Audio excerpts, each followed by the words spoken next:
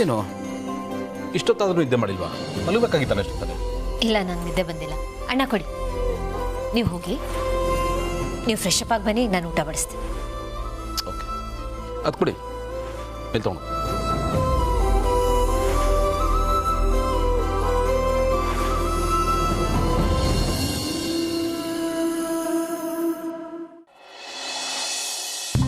Appraisal time ಅಲ್ವಾ, so ಎಲ್ಲರ ಹೆಸರನ್ನ ಶಾರ್ಟ್ ಲಿಸ್ಟ್ ಮಾಡ್ತಾಯಿದ್ರು. ಆ ಲಿಸ್ಟ್ನಲ್ಲಿ ನನ್ನ ಹೆಸರು ಜೊತೆ ನನ್ನ ಫ್ರೆಂಡ್ ಹೆಸರು ಇತ್ತು. ಈ ಪ್ರಮೋಷನ್ ನನಗಿಂತ ನನ್ನ ಫ್ರೆಂಡಿಗೆ ತುಂಬ ಅವಶ್ಯಕತೆ ಇದೆ, ಅವನಿಗೆ ಇಂಪಾರ್ಟೆಂಟ್ ಅಂತ ಅನ್ನಿಸ್ತು. ಸೊ ನಾನು ಬ್ಯಾಕ್ಔಟ್ ಆಗಿ ಅವನ್ನ ಪ್ರಮೋಟ್ ಮಾಡೋಕ್ಕೆ ಹೇಳಿದ್ದೀನಿ.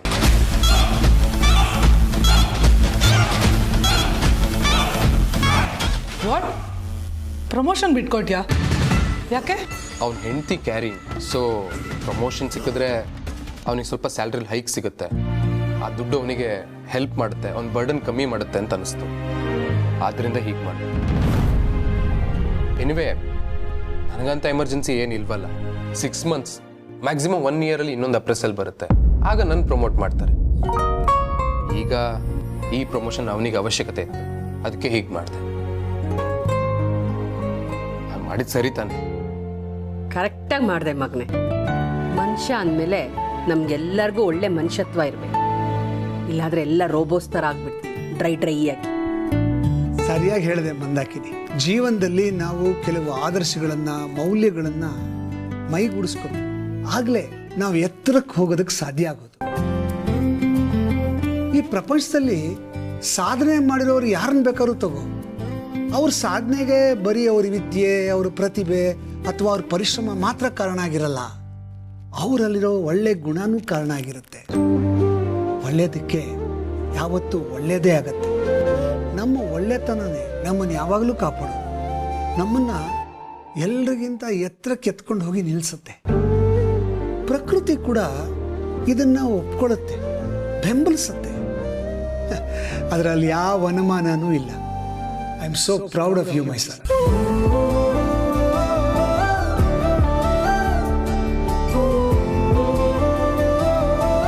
ಫ್ರೆಂಡಿಗೆ ಮಗು ಆಗ್ತಿದೆ ಅಂತ ತನ್ನ ಪ್ರಮೋಷನ್ನೇ ಸ್ಯಾಕ್ರಿಫೈಸ್ ಮಾಡಿದ್ದಾನೆ.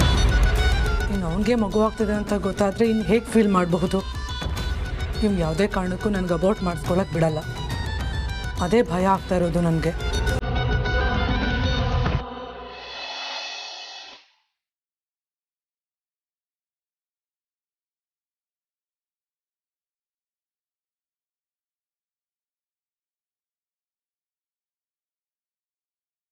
ಯಾಕೆ ಲೇಟು? ಕೆಲಸ ಇತ್ತು, ಕಾರಣ ಇಲ್ಲ ಲೇಟಾಗಿ ಬರ್ತೀನ. ಸಾರಿ. ಇನ್ನೊಂಚೂರು ಬಡಿಸ್ಲಾ?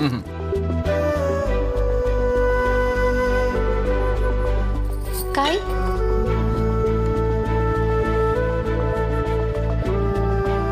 ಇನ್ನೊಂದು ಸ್ವಲ್ಪ. Thank you. ಥ್ಯಾಂಕ್ ಯು, ಚೆನ್ನಾಗಿತ್ತು ಊಟ. Thank you.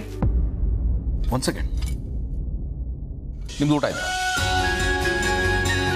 ಏನ್ರಿ ನೀವು ಟೈಮಿಗೆ ಸರಿಯಾಗಿ ಊಟ ಮಾಡ್ಬೇಕು ತಾನೆ? ನನಗೆ ದೊಡ್ಡದಾಗಿ ಲೆಕ್ಚರ್ ಕೊಡ್ತೀರಾ? ಪರವಾಗಿಲ್ಲ, ನಾನು ಆಮೇಲೆ ಮಾಡಿ. ಪರವಾಗಿಲ್ಲ, ಏನು ಬಂತು? ಹಸ್ದೋರ್ ಕೈಯಿಂದ ಊಟ ಮಾಡಿದ್ರೆ ನಂಗೆ ಜೀರ್ಣ ಆಗುತ್ತಾ? ಈಗ ಕೂತ್ಕೊಳ್ಳಿ, ನಾ ಬಡಿಸ್ತೀನಿ. ನೀವು ಬಡಿಸ್ತೀರಾ? ಯಾಕೆ? ನಾನು ಬಡಿಸ್ಬಾರ್ದು ಅಂತ ರೂಲ್ಸ್ ಇದೆಯಾ? ಕೂತ್ಕೊಳ್ಳಿ. ಇಲ್ಲ ಪರವಾಗಿಲ್ಲ. ಕೂತ್ಕೊಳ್ಳಿ ಅಂತ ಹೇಳಿದ್ನಲ್ಲ, ಕೂತ್ಕೊಳ್ಳಿ. ಏನು ಬಡಿಸ್ಲಿ? ರೈಸ್? ನಾನು ಬಡಿಸ್ತೀನಿ ಅಂತ ಹೇಳಿದೆ ತಾನೆ? ಸುಮ್ಮನೆ ಊಟ ಮಾಡಿ. ಅಯ್ಯೋ, ನಾನು ನಿಮ್ಮ ಥರ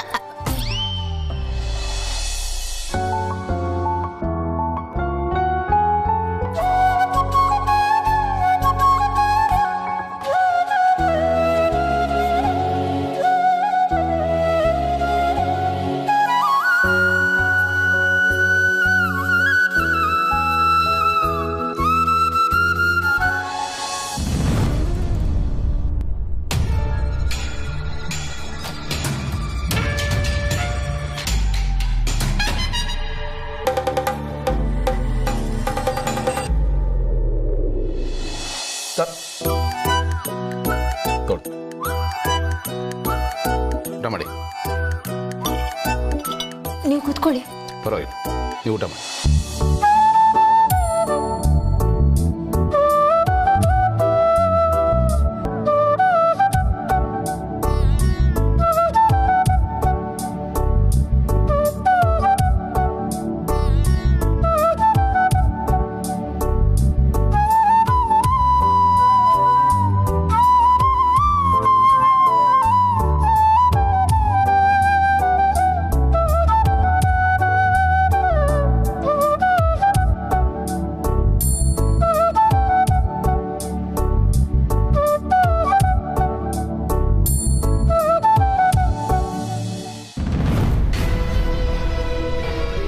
ಜೈ, ಯಾಕೋ ನಗ್ತಾ ಇದೆಯಾ?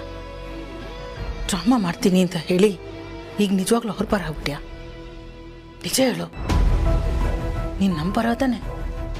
ಚಿಲ್ಮ, ನಾನು ಯಾವತ್ತಿದ್ರು ನಿಮ್ಮ ಪರಾನೇ.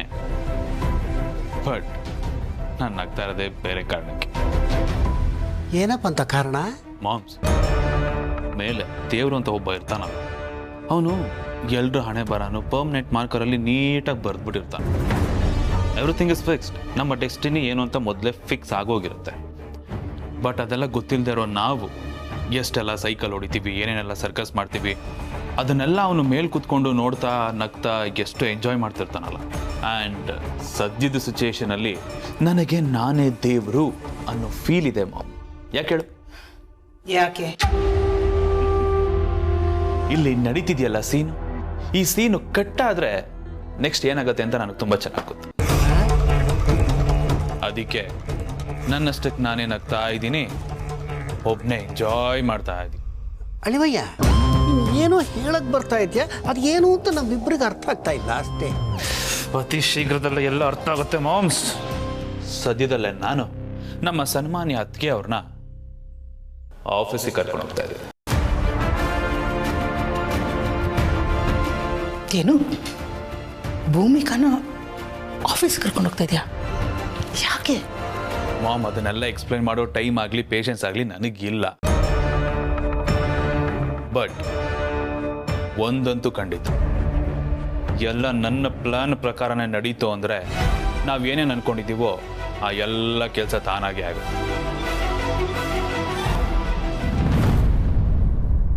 200% ಆಗುತ್ತೆ. ಕಾದು ನೋಡಿ. ಬಾಯ್.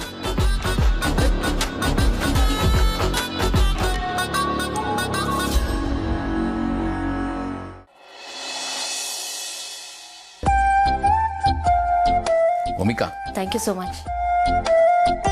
It's okay. I have a surprise for you. ಸರ್ಪ್ರೈಸಾ?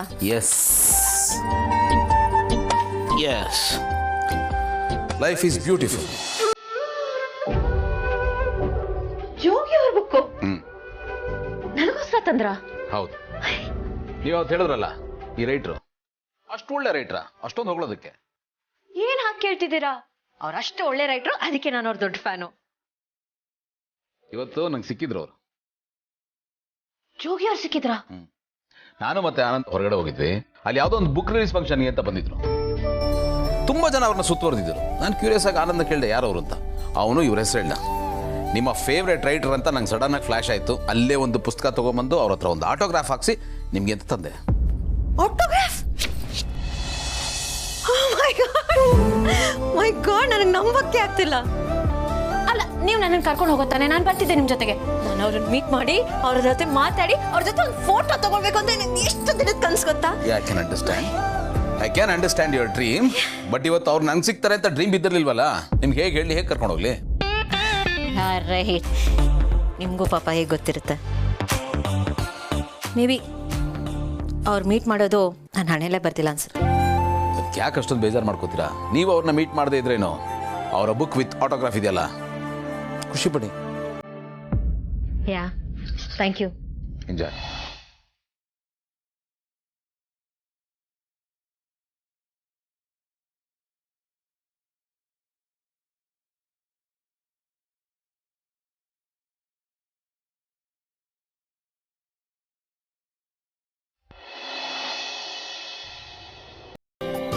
ಇವತ್ತಿನ ದಿನ ತುಂಬ ವಿಶೇಷವಾಗಿತ್ತು. ನಿನ್ನೆ ಇದ್ದ ಬೇಸರ, ಚಿಂತೆ ಎಲ್ಲ ಕಳೆದು ಇವತ್ತು ತುಂಬ ಖುಷಿ ಆಗ್ತಿದೆ. ಈ ಖುಷಿ ನನ್ನ ತಂದೆ ಹೆಸರು ನನ್ನ ಜೊತೆ ಇದೆ ಅನ್ನೋದಕ್ಕ ಅಥವಾ ಆ ಹೆಸರು ನನ್ನ ಜೊತೆ ಇರಲಿ ಅಂತ ಗೌತಮ್ ಅವರು ನನಗೆ ಸಪೋರ್ಟ್ ಮಾಡಿದ್ದಕ್ಕ ಗೊತ್ತಾಗ್ತಿಲ್ಲ. ಆದರೆ ಈ ಸಂಗತಿ ನನ್ನ ಮನಸ್ಸಿಗೆ ತುಂಬ ಖುಷಿ ಕೊಡ್ತಿರೋದಂತೂ ನಿಜ. ಇದು ನನ್ನ ಪಾಲಿಗೆ ಯಾವತ್ತೂ ಒಂದೊಳ್ಳೆ ನೆನಪಾಗಿ ಉಳಿಯುತ್ತೆ. ಮತ್ತೆ ಮತ್ತೆ ನೆನಪು ಮಾಡ್ಕೊಳ್ಳೋ ನೆನಪು.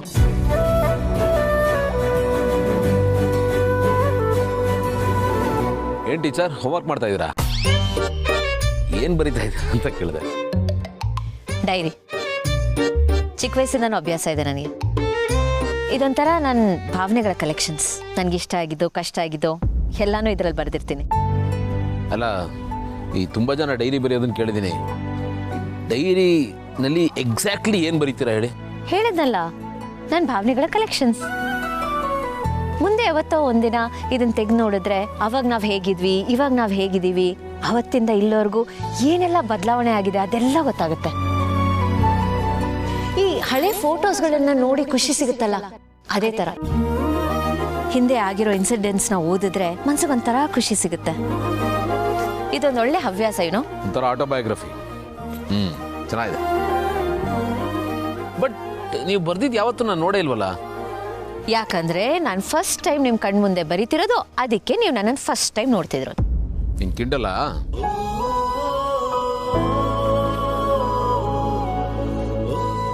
ಇರೋ ವಿಷಯ ಹೇಳಿದೆ ಅಷ್ಟೇ. ನಾನು ಯಾವಾಗಲೂ ಬರೀತಿರ್ತೀನಿ, ನೀವೇ ನೋಡಿಲ್ಲ ಅಷ್ಟೇ. ಅಲ್ಲ, ಅಷ್ಟೊಂದು ಎಫರ್ಟ್ ಹಾಕಿ ಪ್ರತಿ ದಿವಸ ಬರ್ದಿರ್ತೀರ. ಅಕಸ್ಮಾತ್ ಅದು ಕಳೆದೋದ್ರೆ ಅದ್ರ ಬದಲು ಕಂಪ್ಯೂಟರಲ್ಲಿ ಟೈಪ್ ಮಾಡಿದ್ರೆ ಹಾರ್ಡ್ ಡಿಸ್ಕಲ್ಲಿ ಸ್ಟೋರ್ ಆದ್ರೂ ಆಗಿರುತ್ತಲ್ಲ. ಹಾರ್ಡ್ ಡಿಸ್ಕು ಕ್ರಾಶ್ ಆಗುತ್ತಲ್ವಾ? Yeah, point to be noted. Actually technology ಎಷ್ಟೇ ಬೆಳೆದಿದ್ರು ಬರವಣಿಗೆಗೆ ಬೆಲೆನೇ ಬೇರೆ. ಬರವಣಿಗೆ ಅಂದರೆ ನಂಗೆ ತುಂಬಾ ಇಷ್ಟ. ಎಷ್ಟಿಷ್ಟ ಅಂದರೆ ಫ್ರೆಂಡ್ಸ್ಗಳಿಗೆ ಮೆಸೇಜು ಕಾಲು ಏನು ಮಾಡಿದ್ರು ಅವಾಗವಾಗ ಇನ್ಲ್ಯಾಂಡ್ ಲೆಟ್ರಲ್ಲಿ ಪತ್ರಗಳು ಬರಿತೀನಿ ನಾನು ಅವ್ರಿಗೆ. ಪತ್ರ ಕೊಡೋ ಖುಷಿ ಇನ್ಯಾವುದೂ ಕೊಡಲ್ಲ. ಮನಸ್ಸಿಗೆ ತುಂಬ ಹತ್ರ ಅಂತ ಅನ್ಸುತ್ತೆ. ನಿಮ್ಗೊಂದು ವಿಷಯ ಗೊತ್ತಾ? ನನಗೆ ತುಂಬ ಹತ್ರ ಆದವ್ರು ಬರೆದಿರೋ ಪತ್ರಗಳನ್ನ ಈಗಲೂ ಜೋಪಾನವಾಗಿ ಇಟ್ಕೊಂಡಿದ್ದೀನಿ. ಅದು ನಾನು ಅಕ್ಷರಗಳಿಗೆ ಕೊಡೋ ಬೆಲೆ. ಏನೋ ಮಾಡಿ, ಹುಷಾರು. ಯಾರಾದರೂ ನಿಮ್ಮ ಡೈರಿನ ಓದಿ ಸೀಕ್ರೆಟ್ಸ್ ಎಲ್ಲ ಹೊರಗಡೆ ಬಂದ್ಬಿಟ್ರೆ ಭಾಳ ಕಷ್ಟ. No way. ನನ್ನ ಸೀಕ್ರೆಟ್ಸ್ನ ನಾನಾಗೆ ರಿವೀಲ್ ಮಾಡೋವರೆಗೂ ಯಾರಿಗೂ ಗೊತ್ತಾಗಲ್ಲ. ಅದು ಸೀಕ್ರೆಟ್ ಆಗೇ ಉಳಿಯುತ್ತೆ. Okay, sorry for disturbing. Carry on.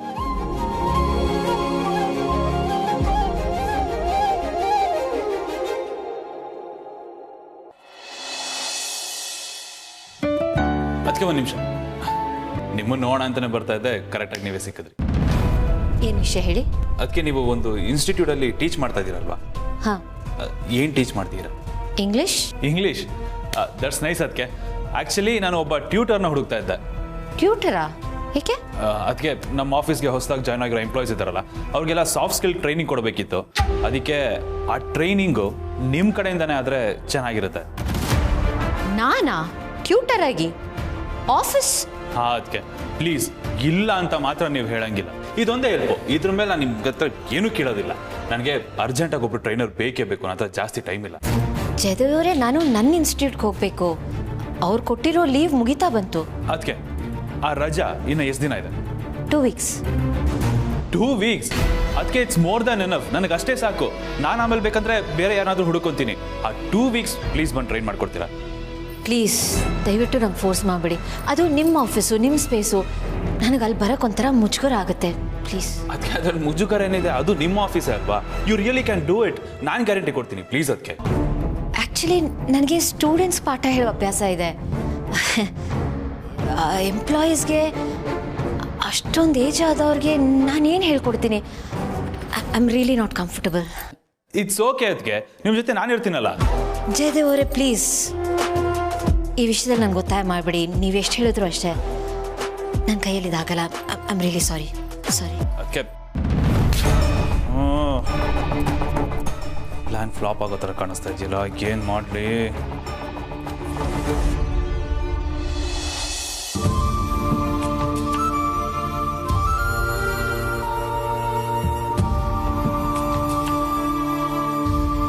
ಜೀವ, ನಾನು ನಿನ್ನ ಹತ್ರ ಏನೋ ಕೇಳಬೇಕಿತ್ತು. ಕೇಳು. ನೀನು ಹೇಳೋದನ್ನ ಕೇಳೋದಕ್ಕೆ ತಾನೇ ನಾನು ಇರೋದು. ಏನೋ ಕೇಳಬೇಕು ಅಂದಿಲ್ಲ, ಕೇಳು. ಜೀವ, ಅದು ನಿನ್ನೆ ನಿನ್ನ ಫ್ರೆಂಡ್ಗೆ ಮಗು ಆಗ್ತಿದೆ ಅಂತ ನಿನ್ನ ಪ್ರಮೋಷನ್ನ ಅವ್ರಿಗೆ ಬಿಟ್ಕೊಟ್ಟಿಯಲ್ಲ, ನಿನಗೆ ಮಕ್ಕಳಂದ್ರೆ ಅಷ್ಟಿಷ್ಟನಾ? ಇದೊಳ್ಳೆ ಪ್ರಶ್ನೆ ಆಯ್ತಲ್ಲ. ಮಕ್ಕಳು ಅಂದ್ರೆ ಯಾರಿಗೆ ಇಷ್ಟ ಇರಲ್ಲ?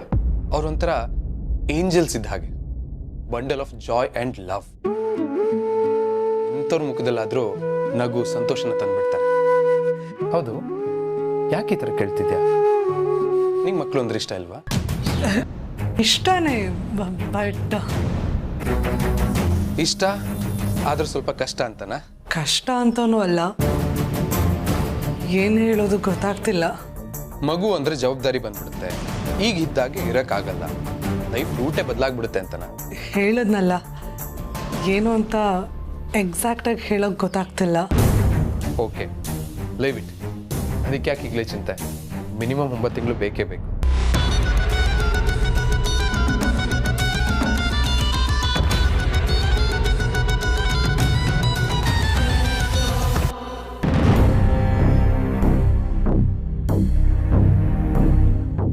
ಮಗು ಅಂತ ಆದರೆ ಜೀವನ್ಗೆ ನನ್ನ ಮೇಲಿರೋ ಪ್ರೀತಿ ಮೊದಲಷ್ಟಿರಲ್ಲ, ಮಗು ಕಡೆ ಡೈವರ್ಟ್ ಆಗುತ್ತೆ. ಈಗಲೇ ಲೈಫು ರೊಮ್ಯಾಂಟಿಕ್ ಆಗಿಲ್ಲ, ಇನ್ನು ಮಗು ಆದಮೇಲೆ ಅಷ್ಟು ಇರಲ್ಲ. ಯಾವುದೇ ಕಾರಣಕ್ಕೂ ನಾನು ಪ್ರೆಗ್ನೆಂಟ್ ಅನ್ನೋ ವಿಷಯನ ಜೀವನ್ಗೆ ಹೇಳಬಾರ್ದು, ಅದವನಿಗೆ ಗೊತ್ತಾಗಲೇಬಾರ್ದು.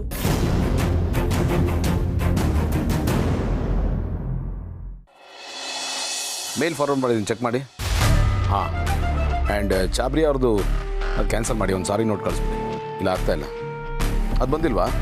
ಓಕೆ, ಈಗಲೇ ಫಾರ್ವರ್ಡ್ ಮಾಡ್ತೀನಿ ನಾನು. Yeah, okay, thank you. Hey Roy, morning. Morning Jai. ಅದೇ ಬ್ರೋ, ನಮ್ಮ ಕಂಪ್ನಿ ಎಂಪ್ಲಾಯೀಸ್ಗೆ ಸಾಫ್ಟ್ ಸ್ಕಿಲ್ ಟ್ರೈನಿಂಗ್ ಕೊಡಬೇಕು ಅಂತ ಹೇಳಿದ್ದಲ್ಲ. ಹಾಂ, ಒಳ್ಳೆ ಟ್ಯೂಟರ್ ನೋಡ್ಕೊತ ನಾನು ಹೇಳಿದ್ದಲ್ಲ, ಏನಾಯ್ತು? ಎಕ್ಸಾಕ್ಟ್ ಅದೇ ವಿಷಯಕ್ಕೆ ನಾನು ಇವಾಗ ಬಂದೆ. ಬ್ರೋ, ಯಾಕೆ ಸುಮ್ಮನೆ ಯಾರ್ಯಾರನ್ನ ಹುಡುಕೋದು? ನಮ್ಮ ಮನೇಲಿ ಒಳ್ಳೆ ಟ್ರೈನರ್ ಇರಬೇಕಾದ್ರೆ, ಐ ಮೀನ್ ನಮ್ಮ ಅದಕ್ಕೆ ಬ್ರೋ, ಅದಕ್ಕೆಗಿಂತ ಒಳ್ಳೆ ಟ್ರೈನರ್ ಬೇಕಾ? ಅರೆ ಹೌದಲ್ಲ, ಅರೆ ಇದನ್ನು ಹೊಳದೇ ಇರಲಿಲ್ಲ. ಯಾ, ಅವ್ರ ಹತ್ರ ಒಂದ್ಸತಿ ಮಾತಾಡು. I think she will be the best. Use ಇಲ್ಲ ಬ್ರೋ, ನಾನು ಆಗಲೇ ಮಾತಾಡಿ ಎಲ್ಲ ಆಯಿತು, ಬಟ್ ನನ್ನ ಆಫರ್ನ ರಿಜೆಕ್ಟ್ ಮಾಡಿಬಿಟ್ರು. ಆಗಲ್ಲ ಅಂದ್ರ ಕನ್ವಿನ್ಸ್ ಮಾಡು ಜೈ. ಬ್ರೋ, ಕನ್ವಿನ್ಸು ರಿಕ್ವೆಸ್ಟು ಎಲ್ಲ ಮಾಡಾಯ್ತು bro. She is not at all listening. ನನ್ನ ಮಾತೇ ಕೇಳ್ತಿಲ್ಲ ಅವರು, ಅದಕ್ಕೆ ನಾನು ನಿನ್ನ ಹತ್ರ ಬಂದಿದ್ದು. Why don't you try bro? ನೀನು ಹೇಳಿದ್ರೆ ಕೇಳ್ತಾರೆ ಬ್ರೋ. ಅವರೇ ಆಗಲ್ಲ ಅಂದಮೇಲೆ ನಾನು ಏನು ಅಂತ ಕೇಳಿ ಜೈ. ಪ್ಲೀಸ್ ಬ್ರೋ, ನನಗೋಸ್ಕರ, ಕಂಪ್ನಿಗೋಸ್ಕರ please. Okay, at least for you I'll try. Thank you so much.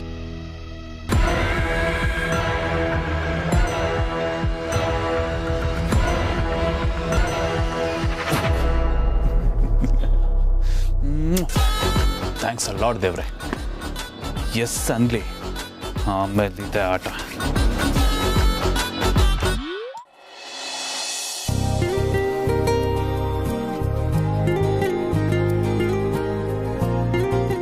Bhoomika, I have a proposal for you. ನಮ್ಮ ಆಫೀಸಲ್ಲಿ ಒಬ್ಬ ಒಳ್ಳೆ ಇಂಗ್ಲೀಷ್ ಟ್ಯೂಟರ್ ಬೇಕಾಗಿದ್ದಾರೆ. ಗೊತ್ತು, ಜಯದೇವ್ ಅವ್ರು ಕೇಳಿದ್ರು. ಐ ಆಮ್ ಸಾರಿ, ಬಟ್ ನನ್ನ ಕೈಯಲ್ಲಿದಾಗಲ್ಲ. ಯಾಕೆ ಭೂಮಿಕಾ? ನಮ್ಮ ಮದುವೆ ಆದಾಗಿಂದ ನಾನು ಯಾವತ್ತೂ ಈ ಪ್ರಶ್ನೆ ಕೇಳಿಲ್ಲ, ಇವತ್ತು ಕೇಳ್ತಾ ಇದ್ದೀನಿ. ತಪ್ಪು ತಿಳ್ಕೊಬೇಡಿ. ನಾನು ಆಫೀಸ್ಗೆ ಹೋದ್ಮೇಲೆ ನೀವು ಮನೇಲಿ ಏನು ಮಾಡ್ತೀರಿ? I mean, what's your routine? ನೀವು ಆಫೀಸ್ ಹೊರಡೋಕೆ ಮುಂಚೆ ಸಣ್ಣ ಪುಟ್ಟ ಕೆಲಸ ಇರುತ್ತೆ.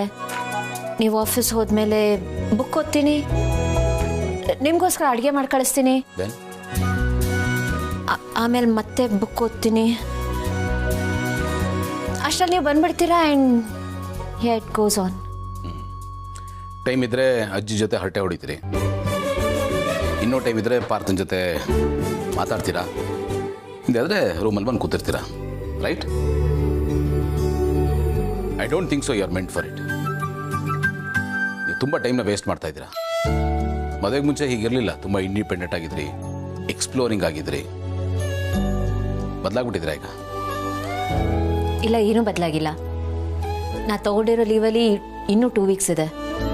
ಅದಾದಮೇಲೆ ಕೋಚಿಂಗ್ ಸೆಂಟರ್ ಜಾಯ್ನ್ ಆಗಬೇಕು ಅಂತಿದ್ದೀನಿ. ಖಂಡಿತ ಹೋಗಿ, ನಾನು ಅದನ್ನು ಬೇಡ ಅಂತ ಹೇಳಲ್ಲ. ಅದಕ್ಕೂ ಮುಂಚೆ ಈ ಕೆಲಸ ಮಾಡ್ಬೋದು. See, this is not a permanent job. ಸ್ವಲ್ಪ ದಿವಸದ ಕೆಲಸ, ಅಲ್ಲಿ ಹೊಸ ಜನನ ಮೀಟ್ ಮಾಡ್ತೀರಾ, ಎಲ್ಲ have a new experience. And ಇದು ನಿಮಗೆ ಗೊತ್ತಿರೋ ಕೆಲಸ, ಭಾಳ ಸುಲಭವಾಗಿ ಮಾಡ್ಬೋದು. And I feel you are the best for that job. Think about it please.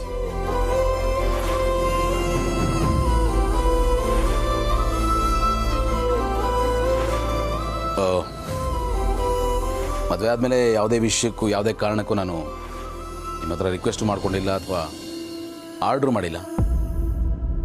Please consider this. Please. ನಾನು ಬರ್ತೀನಿ. Really it's a wise decision. I appreciate it. Thank you.